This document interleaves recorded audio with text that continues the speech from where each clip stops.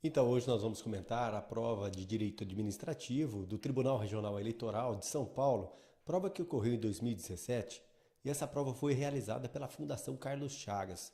Nós tivemos ali diversas questões interessantíssimas, e nós vamos de fato tratar do tema, analisando cada uma das alternativas, destacando ali quais são os pontos mais importantes que você deve observar. Lembrando sempre que, levando em conta essas provas de 2017, 2016 e 2018, a gente consegue estabelecer um padrão adotado pela organizadora nas provas que nós teremos aí um pouco mais adiante, né? Então, o objetivo é exatamente esse: estabelecer um padrão e, com isso, trazer condição para que você, analisando essas questões, vá bem na sua prova, tenha a condição de ser aprovado e ter uma ótima classificação. E lembrando que esse método de resolução de questões, ele é muito importante, tanto à distância quanto nas aulas de simulado, nas aulas de resolução de questões que nós temos.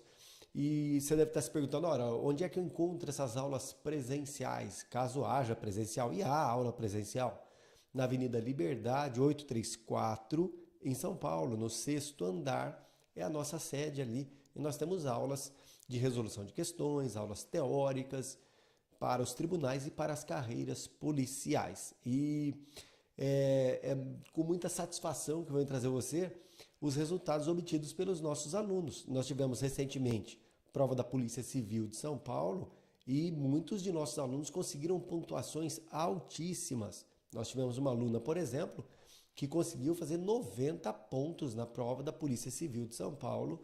É uma nota altíssima e está indo para a segunda fase, fatalmente será aprovada. E não é a primeira vez que ela é aprovada, já foi aprovada no concurso de Santa Catarina. Então são resultados que legitimam o nosso trabalho, tá bom? Então vamos lá, vamos olhar essa prova que nós temos na prova do Tribunal Regional Eleitoral de São Paulo, prova de 2017. Vejamos lá. Parte que nos interessa é a parte de direito administrativo. Vamos dar uma olhadinha ali no quadro, então. Você percebe que essa prova está toda anotadinha ali.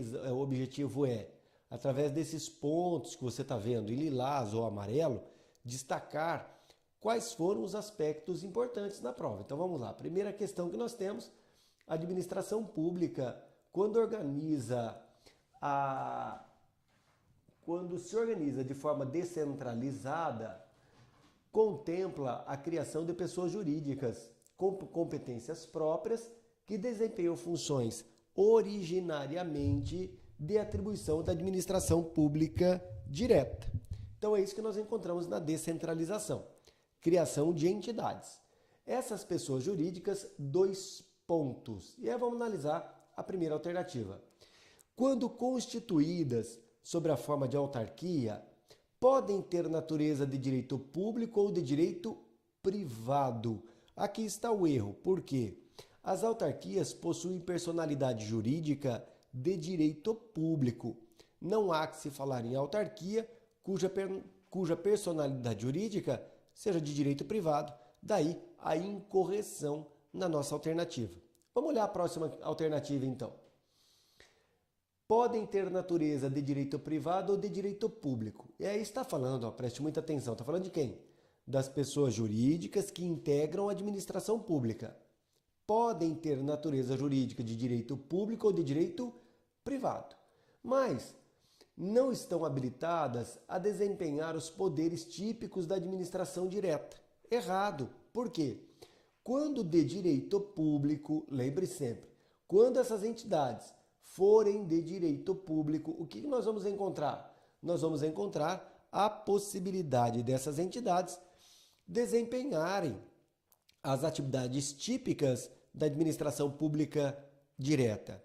É errado afirmar que quando de direito privado possam assim agir. Aí está errado. Não podem exercer atividade típica da administração quando forem pessoas jurídicas de direito privado, a exemplo do que encontramos na sociedade de economia mista, na empresa pública. Agora, quando forem de direito público, como autarquias, por exemplo, sem dúvida, poderão desempenhar atividades típicas da administração pública direta.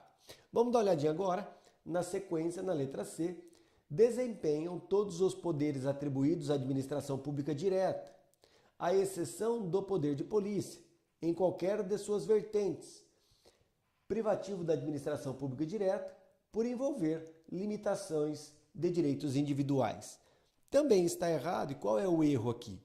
Fala que não podem exercer o poder de polícia as entidades da administração pública indireta. Ora, quando essas entidades forem de direito público, evidentemente que poderão desempenhar o poder de polícia. É o que nós temos ali do poder de polícia delegado.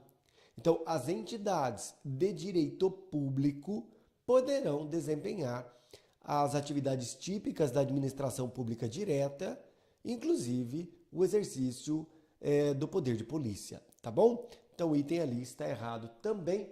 Vamos ver a letra D de dado, que é o gabarito, né? Quando constituídas sob a forma de autarquia, possuem natureza de direito público, podendo exercer poder de polícia na forma e limites que lhes tiverem sido atribuídos pela lei de criação. É exatamente isso. Determinada autarquia é criada por meio de lei e a lei estabelece os limites em que essa autarquia poderá desempenhar o poder de polícia. Caso clássico que nós temos é no caso do IBAMA, no caso da Anvisa, nós temos ali diversas autarquias que exercem o poder de polícia. Então, o gabarito que nós temos na nossa questão é a letra D de dado. Vamos ver a letra E. Terão personalidade de direito privado quando se tratar de empresas estatais, mas seus bens estão sujeitos a regime público, o que também se aplica no que concerne aos poderes da administração, que desempenham integralmente, especialmente o poder de polícia. Ora, as empresas estatais, que são as pessoas jurídicas de direito privado, a exemplo, sociedade de economia mista, empresa pública, não exercem o poder de polícia. Tá bem? Por quê? Porque não são entidades de direito público. Então, nessa questão, o gabarito, sem dúvida, a letra D de dado, não há qualquer reparo em relação ao gabarito apresentado. Vamos olhar a nossa próxima questão, a questão de número 38, que eu tenho aqui. Entre as semelhanças e as possíveis... vamos ler todo aqui, toda a alternativa, né, para a gente não se atrapalhar. Então, vamos lá, olha. Entre as semelhanças e distinções possíveis a serem indicadas para os ocupantes de cargos e empregos está, dois pontos. Lembre sempre, cargo público e emprego público são unidades de poder. São as menores unidades de poder dentro da estrutura organizacional do Estado. Então, ali eu tenho o cargo e o emprego. Então, são cadeiras a serem ocupadas e serão ocupadas a rigor por meio de concurso público. A diferença básica entre esses seres, cargo e emprego, está no regime jurídico. No cargo público, o regime é institucional. Já no caso do emprego público, o regime é regime seletista, o regime privado. Mas em ambos os casos, a regra é a investidura se dando por meio de concurso público, ao menos essa é a regra. Vamos dar uma olhadinha lá então no quadro, vamos ver o que nós temos na questão de número 38. Possibilidade de submissão a regime público de aposentadoria, independentemente da natureza jurídica do ente ao qual estão vinculados, desde que previsto na lei de criação da entidade. Errado. O que eu quero que você tome cuidado aqui é o seguinte: quando se fala de cargo público, a rigor, haverá a possibilidade de aposentadoria sob o regime especial, ou regime próprio, direcionado a quem? Aos servidores públicos. Agora, o sujeito que ocupa emprego público e é regido pela CLT terá aposentadoria no regime geral e não no regime próprio e não no regime público, como estabelece aí a nossa questão. Então, o item está errado. Vamos ao próximo. Obrigatoriedade para ambos, ou seja, para o cargo e para o emprego, de se submeterem ao estatuto disciplinar contendo direitos e deveres, estes que, se violados, darão lugar a processo disciplinar para aplicação das penalidades, exigindo-se a participação de advogado. Então aqui nós temos um problema a ser analisado, preste muita atenção, olha. Quando eu olho para, deixa eu ver, não é essa a questão que eu quero levantar, estou querendo levantar essa daqui, vamos ver se aparece o que me interessa. Não, é isso. O processo administrativo disciplinar, apesar de exigir o contraditório e ampla defesa, não dependerá de defesa técnica. Isso de acordo com a súmula vinculante de número 05 do Supremo Tribunal Federal, que diz que a falta de defesa técnica por advogado no processo administrativo disciplinar não ofende a Constituição. Portanto, o trechinho final aqui que diz exigindo-se participação de advogado, está errado. Vamos à próxima questão. Obrigatoriedade prévia de submissão a concurso público de provas e títulos, sendo que, no caso de empregado público, desde que a lei que cria o ente que integra a administração pública tenha constado tal exigência. Ora, o que está dizendo a questão? Está dizendo o seguinte, olha, a necessidade de concurso público para emprego público depende do que a lei prevê. A lei que autoriza a criação da entidade deve prever se os empregos serão ocupados ou não por meio de concurso público. Isso está errado, porque a exigência de concurso público não depende de lei, ela está na Constituição Federal. No artigo 37, inciso 2º da Constituição, está estabelecido exatamente isso, que investidura, encargo e emprego dependem de aprovação prévia em concurso, ressalvadas as hipóteses de nomeação para cargos comissionados. Então, sem dúvida que, no caso de emprego público, não é a lei que vai determinar se depende ou não de concurso público. Está na Constituição Federal, então o item está errado, o item está equivocado. Vamos à próxima, letra D de dado.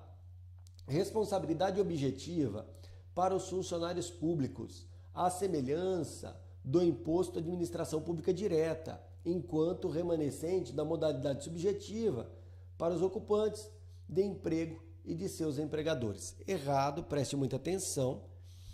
A responsabilidade civil da administração pública direta ou indireta, ou até mesmo de concessionários de serviço público, será, a rigor, objetiva, nos termos do artigo 37, parágrafo 6º da Constituição Federal. Já no caso dos servidores, sejam eles estatutários ou seletistas, portanto, ocupando cargo ou emprego, a responsabilidade civil será subjetiva, dependendo da demonstração, ao menos, de dolo ou culpa. Então, a questão está errada também. Vamos dar uma olhada agora na letra E.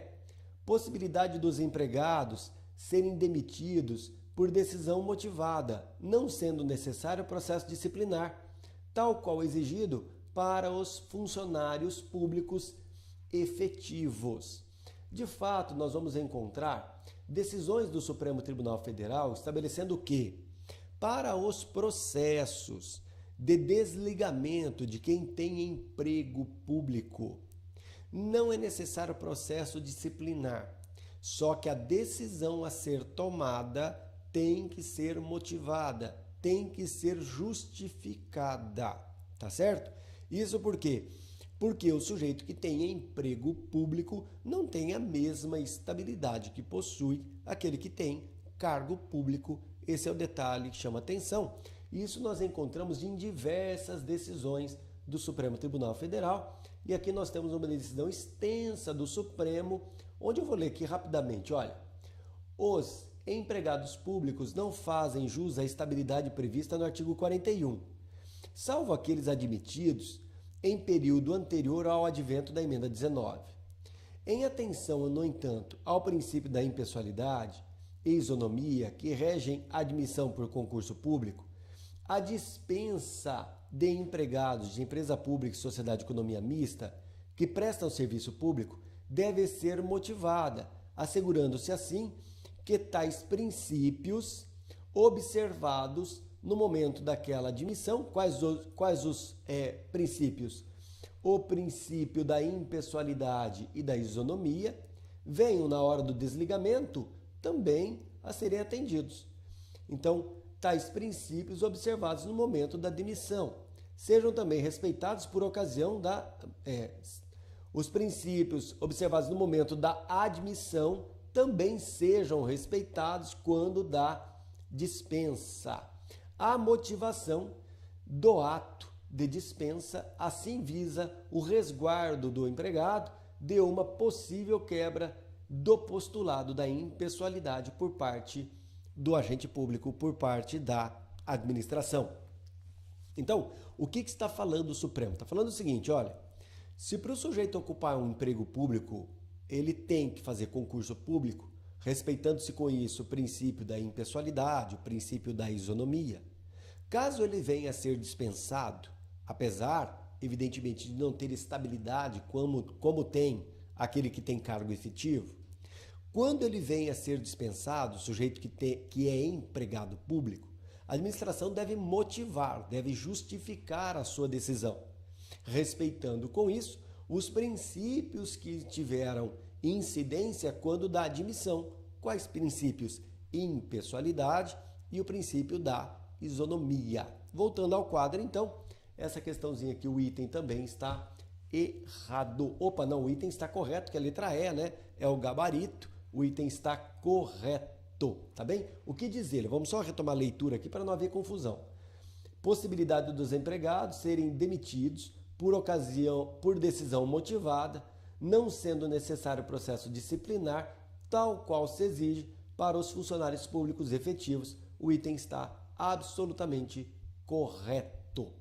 Vamos olhar a nossa próxima questão, também uma questão de direito administrativo. Vamos dar uma olhadinha aqui rapidão, deixa eu só colocar isso um pouquinho mais para o alto, a nossa folha aqui, e aí a gente tem condição de analisar. Durante um evento cultural realizado em determinada municipalidade, o palco onde estava sendo realizada uma peça de teatro cedeu, atingindo algumas pessoas que estavam na plateia, para as quais foi prestado atendimento médico. Algum tempo depois, a municipalidade foi acionada por um cidadão pleiteando a indenização por danos experimentados em decorrência de lesões sofridas naquela data. Ponto. Diante disso, dentre os possíveis aspectos a serem analisados a partir dessa narrativa, está a possibilidade de, 2 pontos. O autor da ação indenizatória demonstrar a culpa dos agentes públicos? Errado. Não é necessário que o autor da ação indenizatória demonstre a culpa dos agentes públicos, já que a responsabilidade, nesse caso, ela é uma responsabilidade objetiva. Voltando agora à questão, letra B, a municipalidade deverá demonstrar que seus agentes não agiram com culpa, tratando-se de caso fortuito, imprevisível, portanto, razão pela qual caberia ao autor comprovar em suas alegações. 2 pontos, preste atenção. Se a responsabilidade é objetiva, ora, a municipalidade não precisa ficar se debatendo e demonstrar com isso que os agentes públicos não agiram com culpa. E, de fato, isso não é pressuposto nessa ação. Então, nessa ação não se discute dolo ou culpa. Não cabe ao autor provar dolo ou culpa e não cabe à administração afastar o dolo ou culpa. Por quê? Porque a responsabilidade, no caso, ela é objetiva. Vejamos lá o próximo item.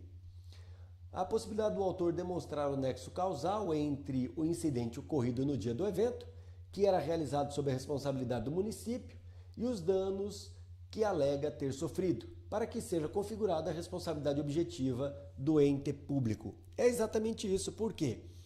Na responsabilidade objetiva, caberá ao autor da demanda demonstrar que houve uma conduta praticada pelo Estado, dessa conduta decorreu dano e, evidentemente, o nexo causal, nexo entre a conduta e o resultado, a conduta do município e o resultado danoso.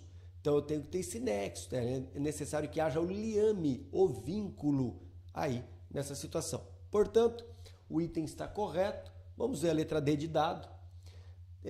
Vamos pegar aqui o comando, vamos ver o que ele fala. Está a possibilidade de a municipalidade comprovar a ocorrência de uma excludente da responsabilidade que, em verdade, atestam a culpa do ente público pelo acidente em todos os casos de responsabilidade extracontratual objetiva. Ora, se está falando de responsabilidade objetiva, não há que se falar em culpa. Há uma contradição no próprio item.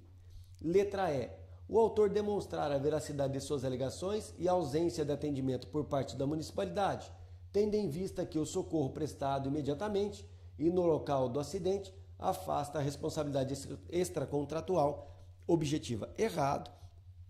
Ainda que haja o atendimento, como houve no caso, não há aí a escusa que permita a administração não ser responsável pelos danos causados a terceiros. Então, o gabarito da nossa questão é a letra D de dado. Vamos à última questão de direito administrativo. Os atos da administração pública estão sujeitos sob controle interno e externo.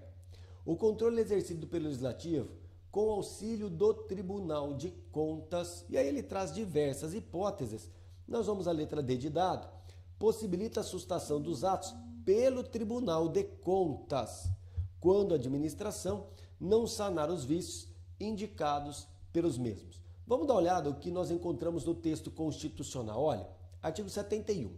O controle externo do Congresso Nacional será exercido com auxílio do Tribunal de Contas, ao tribunal, ao qual compete sustar, se não atendido, a execução de ato impugnado, comunicando a decisão à Câmara dos Deputados ou ao Senado.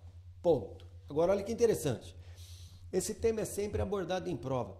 Quando se fala de atos administrativos, o Tribunal de Contas pode sustar os efeitos do ato administrativo que venha a ser maculado e que não foi, de fato, sanado pela administração.